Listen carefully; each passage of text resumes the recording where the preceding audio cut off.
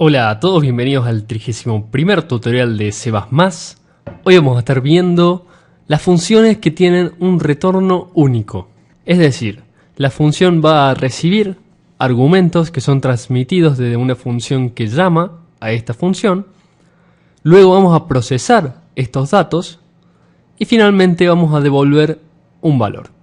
Como vimos en los tutoriales pasados, las funciones podían devolver un valor, como vamos a ver ahora, o podían no devolver ningún valor. En los próximos tutoriales vamos a también ver cómo las funciones pueden devolver múltiples valores. Pero hoy vamos a ver las funciones que devuelven un solo valor. Entonces lo primero que vamos a estar haciendo es creando una función. Nuestra función se va a llamar cubo. Ese va a ser el nombre de la función. Y va a recibir como argumento un valor entero x. Dentro de la función lo que vamos a hacer es calcular el cubo del argumento pasado x y vamos a devolver ese valor. Entonces, para devolver un valor vamos a utilizar la palabra reservada return, que en inglés significa devolver, y pueden ver que la estuvimos usando en la función main para devolver el valor 0. En nuestra función cubo lo que vamos a poner es return y vamos a calcular el valor cubo de x simplemente multiplicando x 3 veces. Esta expresión se va a resolver dándonos un número que representa el cubo del valor de x y finalmente ese resultado de la expresión va a ser el que se devuelva en la función. Entonces cerramos la función y aquí arriba vamos a colocar el prototipo de la función cubo.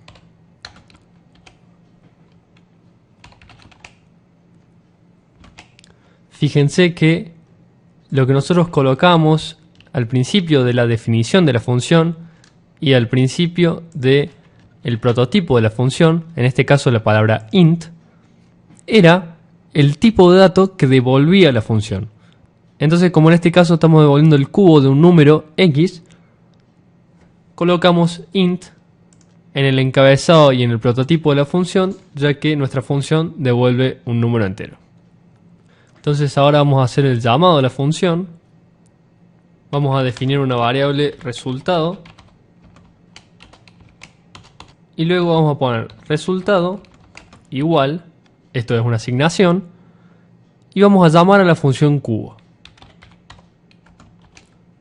Le pasamos el valor 5 y lo que va a hacer esto es llamar a la función cubo con el valor 5 como parámetro, como argumento. La función cubo nos va a devolver un valor y luego este valor se va a almacenar en la variable resultado. Finalmente vamos a mostrar por pantalla el resultado es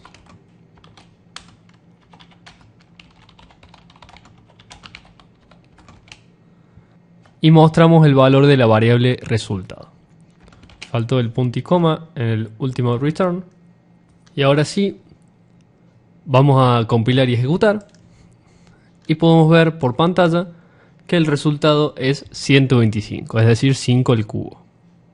Bien, entonces acabamos de ver cómo hacer para que una función nos devuelva un único valor. En este caso va a ser un int.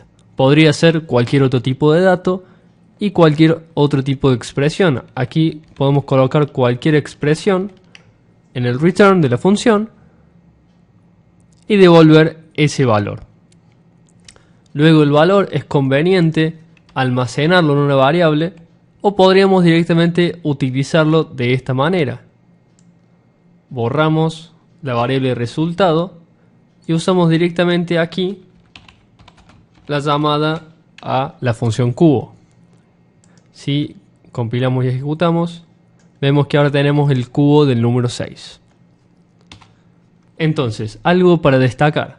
En las funciones vamos a tener un único return. O por lo menos en la ejecución dentro de la función, un único return va a ser el que se va a ejecutar. ¿Por qué? Porque cuando se llegue a la línea del return, se va a calcular la expresión que tenemos a la derecha y luego se va a devolver ese valor y se vuelve al lugar, a la línea de la función que llamó a cubo, justo en el lugar a donde se llamó la función, es decir, en esta línea. Y ahí sigue la ejecución línea tras línea. Básicamente, cuando tenemos un return, la función a donde está ese return, en este caso la función cubo, finaliza. Así que bueno, eso fue todo por hoy y los espero en el próximo tutorial. Chao.